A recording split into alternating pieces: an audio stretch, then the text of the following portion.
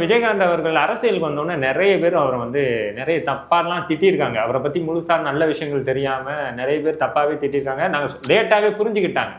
நாங்க அவரை அப்படி பேசியிருக்க கூடாது, மக்கள் மேலதான் தப்புன்னு சொல்லியிருக்காரு. நீங்க அந்த டைம்லாம் எப்படி விஜயகாந்தை பார்த்தீங்க?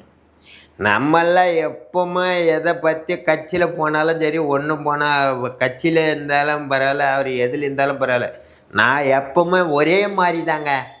1000 பேர் 1000 சொல்லிட்டு என் கண்ணெதிரிக்கு சொன்னா திட்டுவேன். என் கண்ணெதிரிக்கு இல்லாத வெளியே வேற எங்கன்னா சொல்லிட்டு போனாலும் எனக்கு ஒன்றும் பயம் கிடையாது. அவர் எவ்வளோ பேருக்கு சோறு போட்டிருக்காரு தெரியுமா? அவர் எவ்வளோ பேருக்கு வாய வச்சுக்கிறார் தெரியுமா? யாரெல்லாம் அந்த மாதிரியெல்லாம் பண்ண முடியும்? பசின்னு வந்து சோறு போட்டவங்களுக்கெல்லாம் துரோகம் பண்ண முடியுமா? நான் போய் சொல்லுங்கள். எங்கள் அண்ணன் இல்லைன்னா நான் இன்றைக்கி இந்த மெட்ராஸ் உலகத்தில் இல்லை. சொந்த வீட்டில் கூட சொந்த கூட பிறந்த அண்ணன் தம்பி கூட அதுமாரி சோறு போடல. அந்த மாதிரி எனக்கு சோறு போட்டார். 1000 பேர் 1000 பேசிட்டோம், பேசிக்கிட்டு போகிறோம், பேசிக்கிட்டு தான் போவான். அவங்க கூட வாழ்ந்தவங்களுக்கு தான் அதனோட அருமை பெருமை தெரியும். தெரியுமா? நீ இதே சொல்கிற.